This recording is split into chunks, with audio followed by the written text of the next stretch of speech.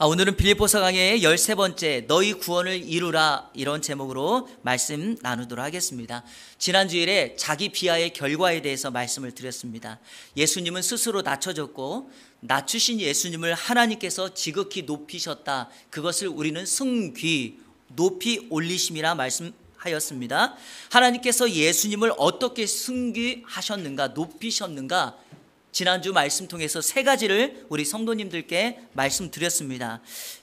기억나십니까? 첫째는 모든 이름 위에 뛰어난 이름을 주셨다. 두 번째는 모든 만물이 예수 이름 앞에 무릎을 꿇게 하셨다. 셋째는 예수 그리스도를 주라 시인하게 하셨다. 기억나시죠? 그래서 제가 마지막 부분에 우리 성도님들께 이렇게 당부의 말씀을 드렸습니다. 빌립보 시대에는 로마 황제를 퀴리오스라고 말하면서 내가 퀴리오스를 바꾼다는 것은 생명을 건 신앙의 고백이었다. 그러면 현대판 퀴리오스의 신앙 고백은 무엇일까? 우리 성도들의 삶에 손해가 있을지라도 믿음에 합당한 삶을 사는 것이라고 여러분들께 당부해 드렸습니다. 한 주간 동안 그렇게 사신 줄로 믿습니다. 그렇게 사셨죠? 예수님만이 우리의 진정한 퀴리오스임을 고백하는 저와 여러분들 다 되시기를 주님의 이름으로 축원합니다. 오늘 읽은 본문 말씀 중심으로 오늘은 좀 구원에 관련된 이야기를 나누도록 하겠습니다. 구원에 대한 이야기를 나눈다고 해서 오늘 교리적으로 다루는 것이 아니라 오늘 성경 말씀 중심으로 목회자 바울의 목회적 관점으로 하나님의 말씀을 좀 나누려고 합니다. 오늘 설교 말씀의 전체적인 맥락을 여러분들께 소개해드리면서 이해하기 쉽게 다시 한번 빌립보서 전체와 빌립보서 2장의 내용을 잠깐 말씀드리도록 하겠습니다. 먼저 빌립보서 전체 주제가 뭐라고 말씀드렸죠? 기쁨, 기쁨의 서신이다. 그리고 빌립보서 2장은 바로 그리스도의 마음, 겸손에 대한 것을 주제로 말씀하고 있습니다. 1절부터 11절까지는 그 겸손의 참된 모델이신 예수 그리스도 그분의 마음을 소개했고요. 12절부터 마지막 30절까지는 그리스도의 마음을 가지고 있는 실제 인물 세 사람을 우리에게 보여줍니다. 그게 바로 12절부터 18절까지는 이름은 딱히 나와 있지 않지만 그게 바로 바울이고요. 19절부터 24절은 디모데, 그리고 25절부터 30절은 에바브로디도입니다.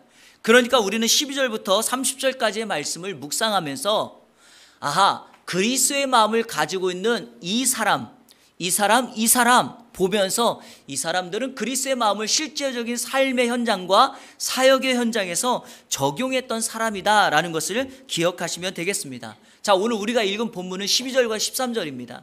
그러면 그리스도의 마음을 가진 실제 예 중에 첫 번째 사람 바울의 모습이 되겠습니다. 바울이 누구입니까? 빌립보 지역에 복음을 전하여 교회를 세웠던 개척자, 설립자였으며 빌립보 교회를 목회했던 목회자였습니다. 그런 바울이 지금 감옥에 있어서 자신의 사랑하는 성도들과 함께 할 수 없는 상황 속에서 빌립보 교회가 가지고 있는 문제점을 듣고 그들에게 편지를 써서 그들을 격려하고 문제 해결 방안을 제시합니다. 여러분, 자신을 후원하고 내 몸처럼 나를 생각해 주었던 빌립보 교회 성도들, 자신과 함께 없음으로 인하여 아픔과 상처를 경험했고 교회 크고 작은 문제를 가지고 있다라고 하니 바울 사도 입장에서 얼마나 마음이 힘들고 아프겠습니까? 그런 마음을 가지고 편지를 써서 그들의 문제를 이렇게 제시하는 겁니다. 해결점으로 그리스도의 마음을 가지면 돼. 그리스도의 마음을 가지면 너희들이 하나 될 수 있고 너희의 문제를 해결할 수 있어. 또 하나, 그 마음을 유지하려면 너희 삶 속에 하나님이 은혜로 베풀었던 너희의 구원을 이루어 가라, 이렇게 말씀하고 있다는 것입니다. 그래서 오늘은 바로 이 부분, 너희 구원을 이루라, 이 부분에 대해서 함께 말씀을 좀 나누려고 합니다. 바울이 말한 구원은 무엇인가? 성경에서는요, 구원을 세 가지의 시제로 말합니다. 오늘 이것을 먼저 좀 소개를 해드리도록 하겠습니다. 첫 번째, 칭의의 구원이 있습니다. 칭의 들어보셨죠? 의롭게 칭한다. justification이라는 거죠. 이것은 예수님을 내가 주인과 구세주로 영접했을 때 나에게 임한 구원 사건입니다. 예수님을 믿음으로 구원을 받았으니 이것은 단회적인 사건, 이례적인 사건이라고 부릅니다. 이때 내가 하나님 앞에 고백하고 회개 기도했던 건 뭐냐? 우리가 지었던 죄와 함께 근본적인 죄성, 원죄의 문제를 하나님 앞에 고백하고 인정하는 것입니다. 그래서 단회적인 사건이라고 말을 하고 이것을 구원받았다라고 하는 과거 시제를 씁니다. 구원받았다. 그런데요, 이 단어를 하나님 편에서는 우리를 의롭게 했으니 칭이라고 하는데 성경은 우리 편에서는 우리가 예수를 믿어 거듭났다라고 해서 뭐라고 표현할까요? 중생했다라는 말로도 사용합니다. 그래서 하나님 편에서는 우리를 의롭게 해서 칭이, 우리는 거듭나서 중생했다라고 말합니다. 자, 여러분 의인이시죠? 칭이 받으셨죠? 거듭나셨죠? 자, 그런데 문제가 하나가 있어요. 예수 믿고 구원받으면 우리는 어디를 갑니까? 천국에 갑니다. 근데 지금 다 안 갔네요. 문제가 이겁니다. 예수를 믿어도 우리는 계속해서 이 세상의 현장에서 살아야 한다는 것입니다. 그래서 여전히 이 땅에 살면서 크고 작은 문제를 만나고 또 죄를 짓게 되고 아픔을 경험하는 거죠. 그래서 성경은 두 번째 구원을 우리에게 소개합니다. 그게 바로 성화의 구원, sanctification이라고 말하는 겁니다. 예수를 믿어 하나님의 자녀가 되었다면 이제 이 자녀로서의 증명, 거룩한 삶, 순종의 삶을 살아가는 것, 매 순간마다 예수 그리스도를 닮아가는 성숙한 삶을 살아가는 것, 이걸 성화라고 말하고 우리는 성화의 구원을 이루어야 된다. 때때로 예수를 믿었음에도 불구하고 말씀대로 살지 못하고 죄를 지을 때가 있습니다. 우리 성도님들께 묻습니다. 그럴 때 우리 성도님들은 어떻게 하십니까? 스스로 좌절하면서 나는 가망이 없어, 나는 자격이 없어, 나는 무능해 하고 교회를 안 다닙니까? 아니면 여전히 세상에서 찢기고 어려웠고 또는 죄를 지었지만 교회 나와서 하나님 앞에 회개기도 하십니까? 후자죠. 그래서 요한일서 1장 9절에서 말하는 것처럼 만일 우리가 우리 죄를 뭐하면 자백하면 이거는 칭의에서 말하는 단회적인 회개가 아니라 이것은 우리의 신앙의 삶 속에서 반복적으로 지었던 죄를 순간순간마다 하나님 앞에 회개하는 기도를 말합니다. 그래서 성화의 구원은 단회적인 사건이 아니라 지속적이며 계속되는 사건이라고 말하고 이때 우리가 사용하는 시제가 구원받는다라는 현재형을 사용하고 있습니다. 마지막 세 번째, 영화의 구원이 있습니다. 글로리피케이션. 이거는요 사실 예수 그리스도께서 이 땅에 다시 오실 때 완성시키는 구원입니다. 그러니까 지금은 이루어지지 않고 우리 주님이 오실 때 이루어지는 거니까 미래형이죠. 그래서 이 표현을 구원받을 것이다 라는 미래형으로 사용합니다. 그래서 성경은 칭의, 성화, 영화의 구원을 말하는데 오해하지 말아야 될 것, 이거는 과정입니다. 과정. 인생을 살아가는 과정 속에서 나타나는 것이 단계가 아닙니다. 무슨 말이냐면 나 지금 칭의 단계야, 이제 성화의 단계를 올라가야 되고 영화의 단계로 올라가, 이렇게 표현하는 것이 아니고 과정 속에서 이루어지는 겁니다. 자, 그러면 이 세 가지의 구원을 어떻게 이룹니까? 방법은 똑같아요. 예수님을 믿고 따라가는 삶이 이 세 가지의 구원을 다 이루는 것입니다. 자, 그러면 오늘 바울이 본문에서 너희 구원을 이루라고 말했다면 칭의, 성화, 영화 중에 어떤 것을 말했을까요? 바로 두 번째, 성화의 구원을 말하고 있습니다. 예수를 믿고 성도의 신앙의 삶 가운데 이루어야 될 거룩한 삶, 그래서 오늘 성경은 너희 구원을 이루라 이렇게 말하면서 현재의 시제를 사용하고 있습니다. 오늘 말씀을 좀 더 깊이 이해하기 위해서 이 단어를 좀 설명해 드릴게요. 이루라라는 단어, 영어 성경에 보니까 work out your salvation 그랬어요. 너희 구원을 워크아웃 해라, 이거를 이루라는 말로 사용했습니다. 혹시 우리 성도님들 워크아웃 한다는 말이 무슨 의미죠? 우리 집사님들 저녁에 몸이 찌뿌둥할 때 이렇게 말하죠. 나 워크아웃 해야 되겠어. 뭐예요? 운동한다는 거예요. 운동한다. 그러니까 여러분, 왜 너희 구원을 이루라고 했을 때 영어 성경이 이 구원을 이룬다는 말을 워크아웃 했을까요? 워크아웃, 건강을 위해서 운동하는 것처럼 여러분의 신앙의 성숙과 거룩한 삶을 위해서 운동을 꾸준하게 연습하고 훈련하는 것처럼 교회를 건강하게 하고 성도의 신앙을 건강하게 하는 구원의 워크아웃을 이루라고 바울이 말하고 있습니다. 자, 본문과 직접적으로 연결해 본다면 이런 겁니다. 빌립보 교회 성도들이 가지고 있는 문제, 그 문제를 건강하게 해결하기 위해서 성도들은 구원, 성화의 삶 속에서 나타나는 워크아웃, 자녀됨의 모습, 예수를 닮아가는 모습, 말씀대로 순종하는 모습을 끊임없이 반복적으로 워크아웃 해라. 그러면 너희의 구원, 거룩한 삶, 성화의 구원을 이룰 수 있게 된다라고 말씀하고 있습니다. 그렇다면 빌립보 성도들은 어떤 방법으로 성화의 구원을 이룰 수 있겠습니까? 오늘 말씀을 중심으로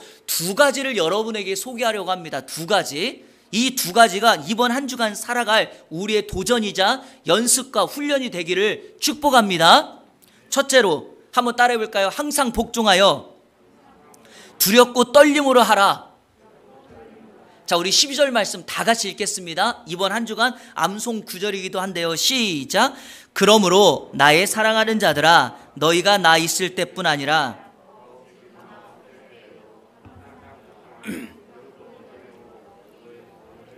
아멘. 12절 한 절 안에 살펴봐야 될 내용들이 좀 많이 있습니다. 자, 바울은 먼저 성도들을 나의 사랑하는 자들아 이렇게 부릅니다.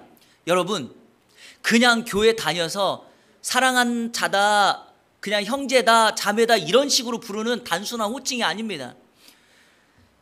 바울이 여기서 사용하고 있는 그들을 향하여 나의 사랑하는 자들이라는 호칭은 감옥에 있으며 그들과 함께하지 못하는 영적 아비가 자신의 사랑하는 성도들을 향하여 부르는 호칭입니다. 제가 이 마음을 요즘에 가지고 있어요. 여러분 정말 사랑합니다. 좀 느낌이 동일하게 전달이 되나요? 여러분 정말 사랑합니다. 네, 사랑합니다. 그리고요, 사랑하는 자들이라고 바울이 불렀던 이유는 지금 내가 너에게 쓰고 있는 이 메시지 내용이 결코 책망하거나 질책하기 위한 것이 아니라 너희들을 격려하고 교회 문제를 풀기 위한 사랑의 충고다라는 것을 말하고 있습니다. 이해가 되시죠? 혹시 아부와 격려의 차이를 아십니까? 아부와 격려. 아부는요, 자, 근본을 제가 살펴보면 사실이 아닌 것을 사실처럼 말하며 상대방의 환심을 사는 이기적인 것. 아부 많이 하시죠?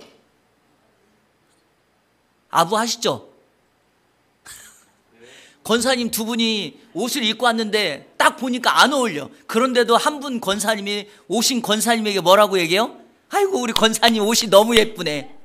사실이 아닐 수 있는데 이런 걸 아부라고 그러는데, 격려는 뭡니까? 사실을 사실대로 말함으로 상대방의 마음을 세워주는 이타적인 것. 사실을 말해도 그 상대방을 세워주니까요. 그런데 이것과 함께 충고와 잔소리의 차이도 있어요. 충고와 잔소리. 이거는 과거로부터 철학자들로부터 계속해서 전해지는 메시지인데요. 충고는 뭐냐? 듣는 사람이 원한 것이면 충고래요. 듣는 사람이 원하지 않으면 잔소리래요. 이해되시나요? 그런데요, 이거는 다 필요가 없어요. 요즘에 젊은이들 사이에서 많이 회자되는 충고와 잔소리의 차이가 있어요. 얼마 전에 일전에 소개했던 유퀴즈 온 더 블록이라는 프로그램에서 길거리에 다니면서 퀴즈를 맞히는 프로그램이잖아요. 그때 유재석이 초등학교 6학년 여학생에게 이렇게 물어봤어요. 근데 혹시 충고와 잔소리의 차이가 뭔지 알겠어? 그랬는데 이 여학생이 말한 게 대박이에요. 지금도 사람들이 이렇게 이야기해요. 그 아이가 뭐라고 말했냐? 이렇게 말했어요. 잔소리는요, 기분 나쁜데 충고는 더 기분 나빠요. 이렇게 이야기를 했어요, 이 아이가. 그래가지고 완전 박장대소를 했고요. 사람들이 이렇게 말하고 있어요. 뭐 이게 다는 아니겠지만. 그러면 여러분, 바울이 말한 것은 무엇입니까? 사랑의 충고예요. 격려입니다. 왜냐? 이렇게 말한 이유는 그들을 세우기 위함이니까요. 바울은 성도들을 사랑하는 자들이라고 부르면서 그들에게 구원을 이루기 위한 두 가지를 권면합니다. 그 하나가 먼저 복종하라는 거예요. 항상 복종하라는 겁니다.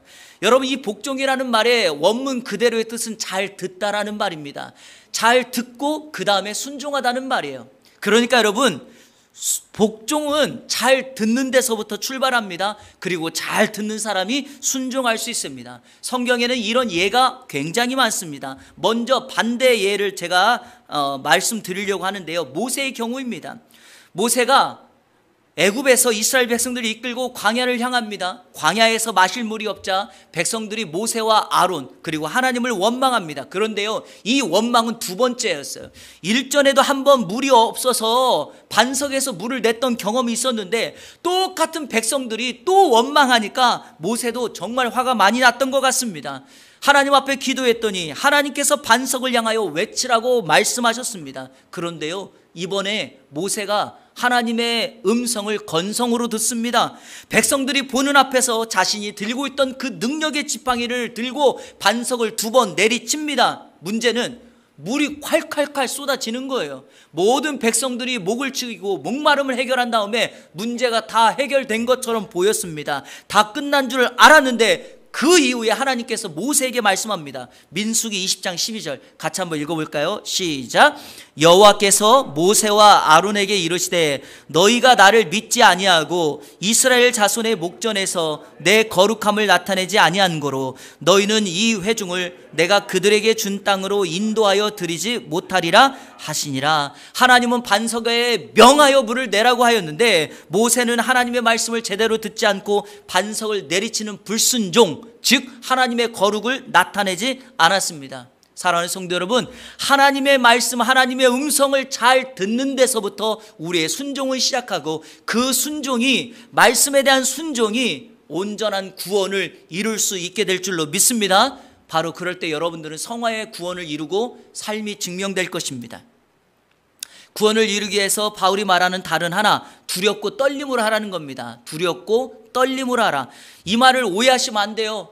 내가 구원받지 못할까봐 떠는 공포가 아닙니다. 심판을 전제로 하는 그런 두려움도 아닙니다. 이거는 뭐와 같냐면 내가 사랑하는 대상이 있는데 그 대상이 나에게 이런 걸 요청했어요. 이거 해줬으면 좋겠어. 그러면 내가 정말 그 대상을 사랑하니까 그 대상이 내가 이런 행동을 하면 싫어하는 걸 알고 내가 그런 행동을 하지 않기 위해서 조심하려고 두려워하는 마음을 갖는 것. 성경은 그래서 이것을 경외다, 존중이다, 이런 표현으로 말하고 있습니다.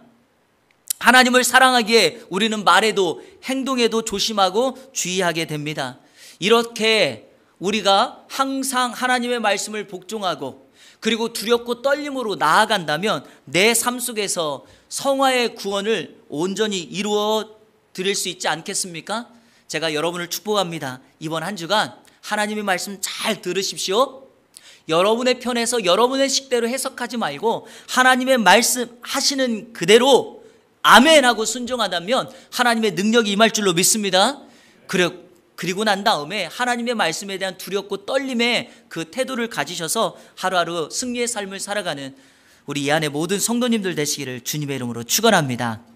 둘째로 바울은 어떻게 구원을 이루라고 하는가 한번 따라해 볼까요? 하나님의 소원을 가지라. 그렇습니다, 여러분. 하나님의 소원이 내 소원이 될 때 그때 우리는 구원을 이룰 수 있게 됩니다. 자, 우리 13절 다 같이 읽겠습니다. 시작. 너희 안에서 행하시는 이는 하나님이시니 자기의 기쁘신 뜻을 위하여 너희에게 소원을 두고 행하게 하시나니. 13절은요 맨 앞에 왜냐하면 영어에 보니까 for 이 단어가 붙어 있어요. 그러니까 12절의 이유가 됩니다. 12절에서 이렇게 말했죠. 항상 복종하여 두렵고 떨림으로 너희 구원을 이루라. 13절에서 왜냐하면 하나님께서 성도의 심령 안에 역사하시기 때문이다. 사랑하는 성도 여러분, 성화의 구원이 가능할 수 있는 이유는 바로 우리 안에서 하나님이 소원을 주시고 행하시기 때문입니다. 여기에서 한 가지 궁금증이 생기는 것은 이겁니다. 하나님께서 우리 안에서 행하신다면 굳이 우리가 구원을 이룰 필요가 뭐가 있는가? 로버트처럼 하나님께서 시키는 일만 하면 되지 않는가? 어떻게 생각하십니까? 그렇지 않습니다, 여러분. 그렇지 않습니다.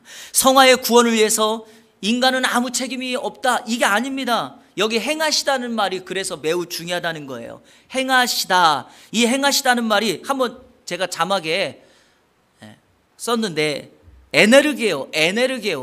여러분 에네르게오 하니까 혹시 어떤 단어가 생각나지 않습니까? 에네르게오. 만화 영화 좋아하시는 분은 에네르기파 이런 거 있죠. 여기서 나온 단어가 에너지입니다. 에너지. 우리가 사용하는 에너지예요. 이 단어는 원래 일하다, 시행하다, 시작하다 이런 뜻인데 에네르게오라고 하는 힘이라고 하는 단어를 근거로 정확하게 해석하면 이렇게 번역할 수 있습니다. 힘, 능력, 에너지를 근간으로 강력하게 일하고 활동적으로 일한다. 그러니까 이게 무슨 말이냐, 하나님께서 성도의 심령 안에 무조건 시키는 대로 해, 이게 아니라 우리를 움직일 수 있는 힘을 주신다라는 겁니다. 이거를 에너지를 주신다 그러죠. 그래서 신앙적으로 하나님께서 성도들이 일할 수 있도록 능력을 주시고 힘을 주시는데, 이걸 우리가 이제 에너자이저 이런 표현을 쓰는데, 하나님이 성도의 심령 안에 주신 에너자이저, 이게 누굽니까? 성령이죠.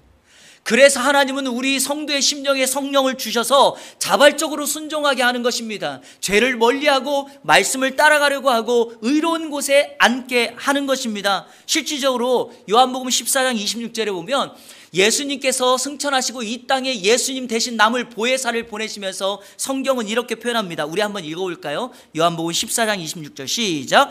보혜사 곧 아버지께서 내 이름으로 보내실 성령, 그가 너희에게 모든 것을 가르치고 내가 너희에게 말한 모든 것을 생각나게 하리라. 성령은 우리로 하여금 하나님의 말씀, 하나님의 역사를 가르치시고 생각나게 하십니다. 그러므로 우리 안에 역사하시는 능력의 근원인 성령님을 의지한다면 우리의 삶 속에 우리는 날마다 구원을 이루어가는 성도의 삶을 살아갈 수 있게 될 줄로 믿습니다. 이런 의미에서 이번 한 주간 성령님에 민감하시고 성령님께 순종하여 성령의 열매를 맺는 저와 여러분 다 되시기를 주님의 이름으로 축원합니다.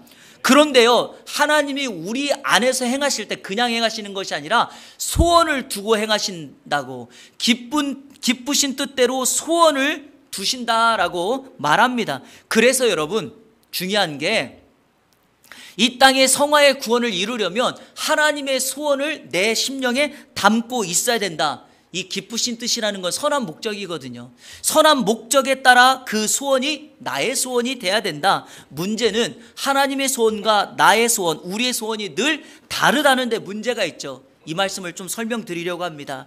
누가복음 15장에 보면 탕자의 비유가 등장합니다. 언젠가 한번 말씀드렸던 것 같은데, 작은 아들만 집 나간 아들만 탕자가 아니라 집안에 있는 큰 아들도 탕자라 그랬죠. 제가 왜냐하면 이유가 이래요. 두 아들 모두 아버지의 소원과 다른 소원을 가지고 있기 때문에, 하나님의 소원과 다른 소원을 가지고 있기 때문에 탕자입니다. 작은 아들은 아버지에게 유산을 요구하여 세상의 향락을 소원하며 집을 떠나갔습니다. 자, 큰아들 생각하세요. 큰아들은요, 장남이니까 아버지를 지키고 가문을 이어간다는 생각으로 자신의 소원을 뒤로합니다. 그런데 중요한 것은 자신의 소원을 뒤로한 것이 그 소원이 아버지의 소원과 일맥상통하지 않는다는 겁니다. 집에 남아있지만 동생에 대한 부러움과 함께 동생을 증오하는 삶으로 집에 남습니다. 아버지와 집에 함께 살지만 아버지와의 교제가 단절돼 버립니다. 그러니까 이 아들도 탕자죠. 왜? 소원도 다르고 아버지와 교제도 단절됐기 때문입니다. 그래서 큰아들은 집 안에 있는 탕자, 작은 아들은 집 나간 탕자, 이렇게 말하는 것이죠. 성도 여러분, 혹시 탕자 시즌2를 아십니까? 여러분들은 탕자 시즌1만 알고 계시죠? 시즌2가 있습니다. 들어보신 적이 있어요? 자, 집을 나간 탕자가 집에 돌아왔더니 아버지가 버선발로 그 아들을 맞이하면서 아들을 회복시켜 새 옷도 입히고 가락지를 끼고 잔치를 벌려 집 나간 아들이 돌아왔다고 그 아들을 회복시켜 줍니다. 자, 여기까지가 시즌1입니다. 자, 시즌2, 큰아들이 작은 아들을 보면서, 동생을 보면서 괘씸한 마음을 갖습니다. 동생에게 자주 찾아가 이렇게 말합니다. 아버지가 너 때문에 얼마나 힘들고 고생했는 줄 알아? 이건 성경에 없는 얘기예요. 제가 여기다 쓴 거예요. 아시겠죠? 네, 오해하시면 안 돼요. 근데 이런 영상이 있어요. 실제로고. 너 때문에 우리 집안의 재산 절반이 사라졌고 사람들은 우리 집안을 비난하고 아버지를 조롱하기 시작했어. 이 이야기를 반복적으로 듣고 있던 작은 아들이 결심합니다. 집을 나가기로. 그런데요, 이번에는 집을 나간 이유가 달라요. 자, 처음에는 자기 향락을 위해서 집을 나갔지만 이번에는 안 되겠다. 내가 성공해서 아버지를 기쁘게 해줘야 되겠다라는 마음으로 집을 나갑니다. 문제는 작은 아들은 이런 목표를 가지고 집을 나갔지만 작은 아들이 또 집을 나가자마자 아버지는 또다시 다음 날부터 문 앞에서 아들이 돌아오기만을 기다립니다. 어느 정도 세월이 지나 시간이 흘렀을까요? 작은 아들이 정말 성공했습니다. 기쁜 마음으로 아버지가 기뻐할 것을 생각하여 집에 돌아옵니다. 그런데 집에 돌아오자마자 이 작은 아들은 큰 슬픔에 눈물을 흘리게 됩니다. 왜냐하면 이 아들이 집에 돌아오기 일주일 전에 아버지가 죽었기 때문입니다. 그리고 아버지는 작은 아들에게 작은 아들이 돌아오면 언젠가 돌아오면 이 편지를 전해달라고 편지를 남깁니다. 그리고 거기에는 다음과 같은 글이 적어져 있고 바로 이 글이 오늘 동일하게 또 다른 탕자로 살아가고 있는 이 땅에 있는 모든 사람들에게 전달하는 하나님의 음성입니다. 자, 그게 뭐냐? 바로 오늘 본문과 하나님의 소원과 관련된 메시지인데요. 이거는 제가 이렇게 적었습니다. 이렇게 말합니다. 사랑하는 나의 아들아, 내가 너에게 원했던 것은 너의 성공이 아니라 아들인 너와 함께 하는 것이란다. 여러분, 하나님의 소원이 나의 성공, 나의 출세에 있을까요? 그렇지 않습니다. 하나님의 소원은 우리가 자녀된 우리가 하나님의 기쁘신 뜻을 따라 그 하나님의 소원을 이루어드리고 그분과 친밀한 교제를 갖는 거죠. 그게 바로 아버지의 뜻입니다. 실질적으로 고린도전서 1장 9절은요 이렇게 말합니다. 제가 세번역 성경으로 한번 읽어볼게요. 하나님은 신실하신 분이십니다. 하나님께서는 여러분을 부르셔서 그 아들 우리 주 예수 그리스도와 친교를 가지게 하여 주셨습니다. 이게 바로 아버지께서 우리에게 원하는 소원입니다. 소원과 관련해서 한 가지를 더 말씀드리겠습니다. 예수님께서 십자가를 지게 하여 예루살렘 성전으로 들어가실 때 여리고를 지나가십니다. 여리고로 가시는 중에 길가에 한 맹인이 길가에 앉아서 구걸하고 있습니다. 자, 여러분, 맹인의 삶은요 과거나 지금이나 동일한 것 같아요. 앞을 볼 수 없으니까 누구에게 의존하는 삶을 살아가야 되고 누군가의 도움을 받지 않으면 살 수 없는 것. 길가에 앉아 구걸했다는 것은 이 맹인의 인생의 슬픔을 보여주죠. 그런데 예수님이 지나가신다는 소리를 듣고 이 맹인이 큰 소리로 다음과 같이 외칩니다. 다윗의 자손 예수여, 나를 불쌍히 여기소서. 소리를 얼마나 질렀던지 예수님께서 그 맹인을 자신에게 데려오라고 합니다. 그리고 예수님이 말씀합니다. 이렇게요. 내가 무엇을 하여 주기를 원하느냐. 여러분, 이것을 오늘 설교와 바꾸면 정확하게 표현하면 뭡니까? 너의 소원이 무엇이냐. 자, 여러분, 앞을 못 보는 맹인입니다. 예수님이 몰라서 이렇게 물었을까요? 자, 맹인이 말합니다. 이렇게요. 주여, 보기를 원하나이다. 누가복음 18장 42절 43절 다 같이 읽겠습니다. 반응을 보십시오. 시작. 예수께서 그에게 이르시되 보라, 내 믿음이 너를 구원하였느냐 하시매 곧 보게 되어 하나님께 영광을 돌리며 예수를 따르니 백성이 다 이를 보고 하나님을 찬양하니라.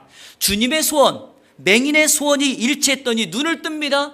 그게 끝이 아닙니다. 여러분, 이 맹인이 예수님께 영광을 돌리고 주님을 따르기 시작하고 그 결과로 주변에 있는 사람들이 하나님을 찬양하기 시작합니다. 사랑하는 성도 여러분, 이게 바로 하나님의 소원 아니겠습니까? 정말 우리가 당황스러운 것은 내가 내게 무엇하여 주기를 원하느냐, 너의 소원이 무엇이냐 맹인에게 물었을 때 오늘 이 현대판 영적 맹인들은요 우리의 상식을 뛰어넘는 소원을 말하는 사람들이 있습니다. 이렇게요, 부자 되고 싶어요. 앞을 못 보는데도요, 성공하고 싶어요. 권력을 갖고 싶어요. 박사학위 주세요.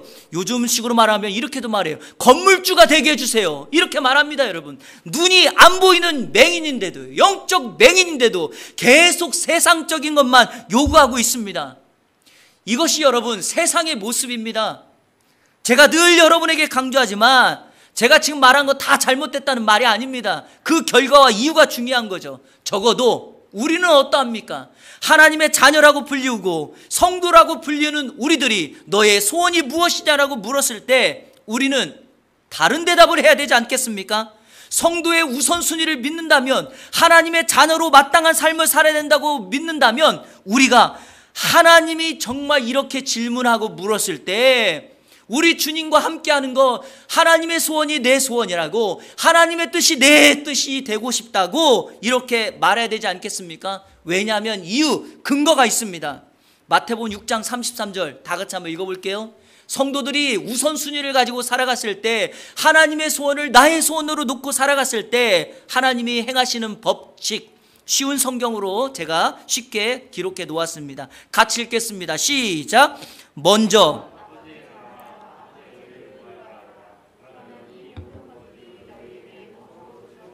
여러분, 덤이 뭡니까? 원래 주는 것 이상으로 더 주는 것 아닙니까? 우리가 기도하는 것 그 이상으로 하나님께서 더 준다는 거 아닙니까? 하나님의 추수의 법칙은 그래서 늘 30배, 60배, 100배고요. 우리가 기도하는 것보다, 생각하는 것보다 더 풍성히 채우시는 하나님인 줄로 믿습니다.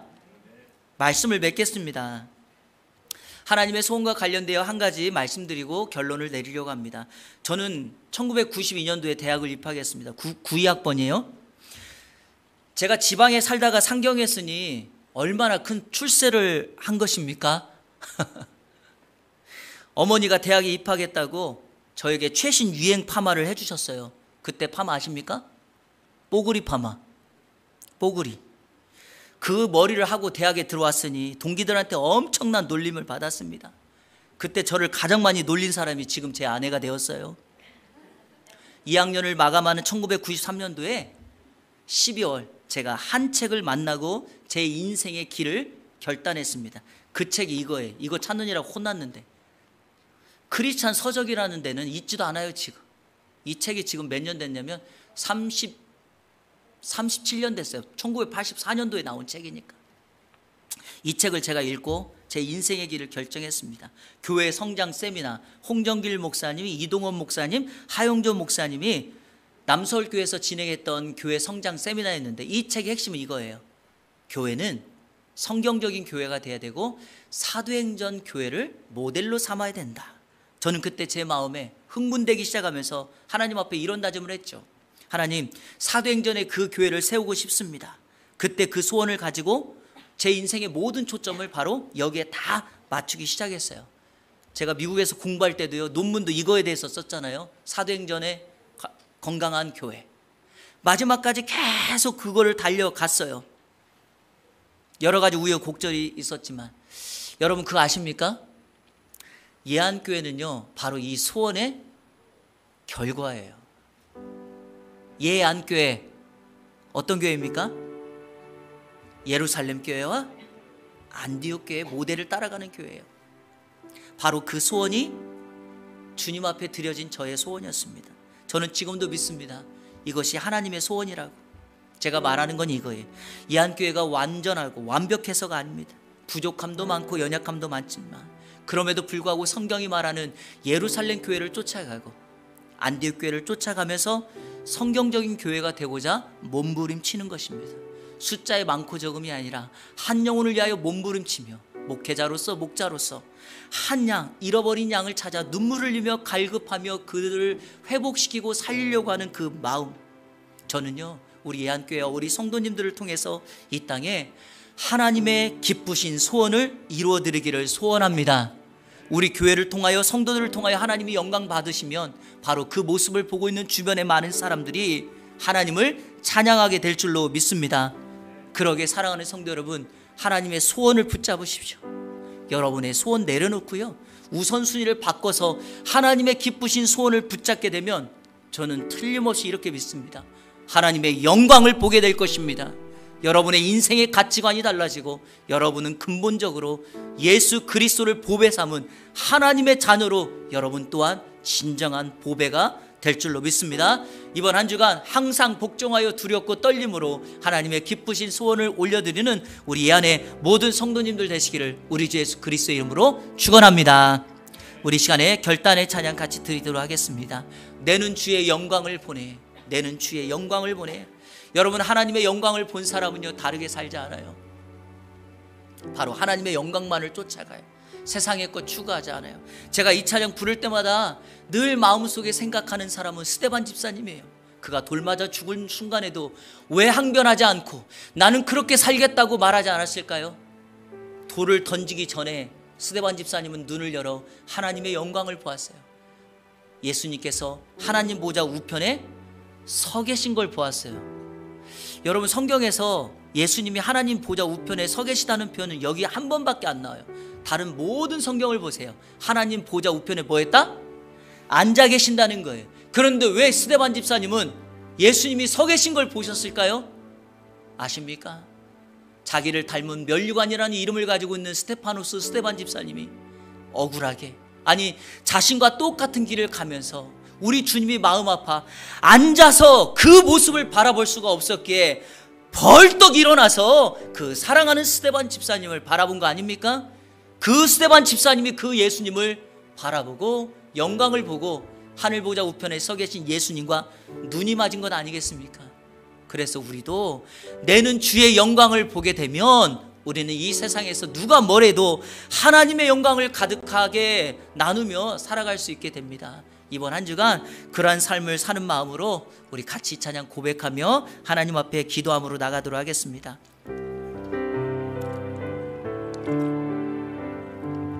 내 눈 주의 영광을 보내. 내 눈 주의 영광을 보내. 우리 가운데 계신 주님, 그 빛난 영광 온 하늘 덮고 그 찬송 온 땅 가득해. 내 눈 주의 영광을 보내. 찬송 가운데 서신 주님, 주님의 얼굴을 온 세상 향하네. 권능의 팔을 드셨네.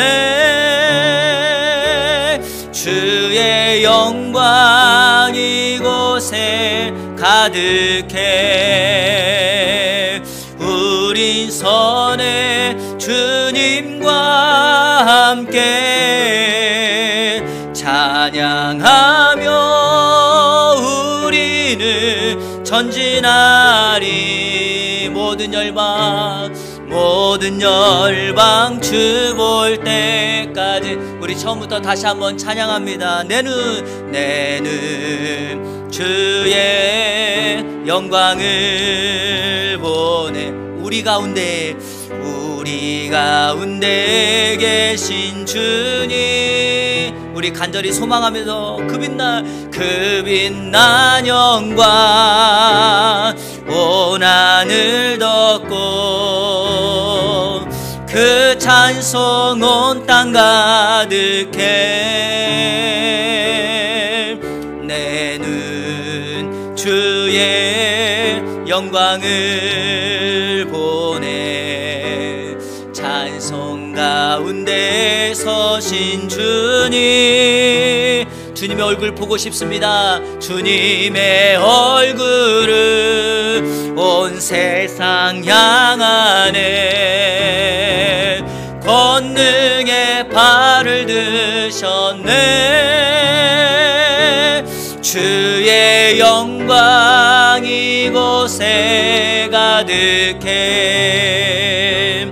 우린 선해 주님과 함께 찬양하며 우리는 전진하리. 모든 열방 주 볼 때까지 주의 성령 이곳에 가득해. 우린 선해 주님과 함께 기도하며 우리는 전진하리. 모든 성도 주 볼 때까지, 모든 사람 주 볼 때까지, 모든 사람 주 볼 때까지. 아멘. 여러분 이 시간에 합심하여 기도할 때 하나님의 소원을 찾으십시오. 하나님이 덤으로 주시는 인생을 허락해 주실 줄로 믿습니다. 내 뜻대로 모든 것이 다 되지 않아요. 하지만 그 중에서도, 그 시간 속에서도, 그 환경 속에서도 타협하지 아니하고 하나님을 붙잡으면 우리 하나님께서 그 난관을 꿰뚫고 돌파구를 찾아 하나님의 영광을 보게 하여 주실 줄로 믿습니다. 스데반은 지금도 하나님 보좌 우편 그 옆에 서서 하나님의 영광을 동일하게 바라보고 있을 것입니다.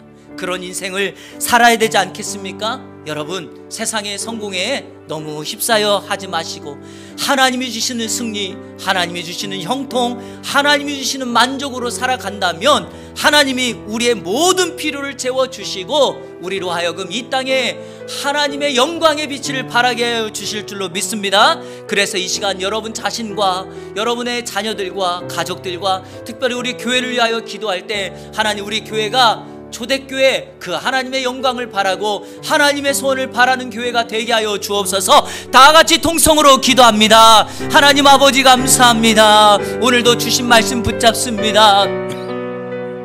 힘들고 어려운 세상의 길을 향하여 나아가지만 믿음의 여정 속에서 예수님 닮은 구원의 삶, 거룩한 삶, 성도의 삶을 살아가게 하여 주셔서 성화의 구원을 이루게 하여 주옵소서.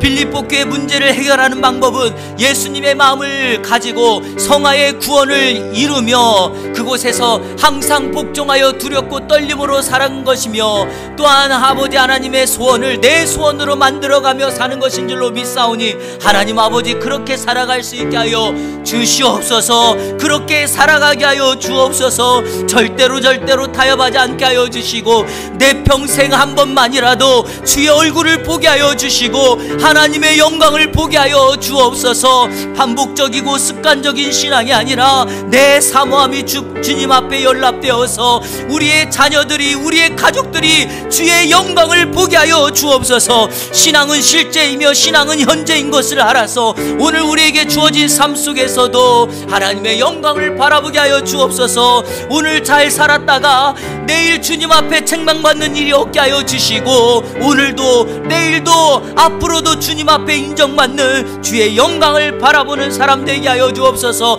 맹인이 자신의 소원을 올려드렸을 때 우리 주님께서 그 소원을 들으시고 눈을 뜨게 한 것으로 끝나는 것이 아니라 하나님의 영광이 되어지고 모든 사람들이 하나님을 찬송하였던 것처럼 우리들도 그렇게 살아가게 하여 주시고 모든 성도, 모든 사람 주님의 얼굴을 볼 때까지 우리가 그 일에 매진하여 달려나가는 성도의 삶이 될 수 있도록 인도하여 주옵소서.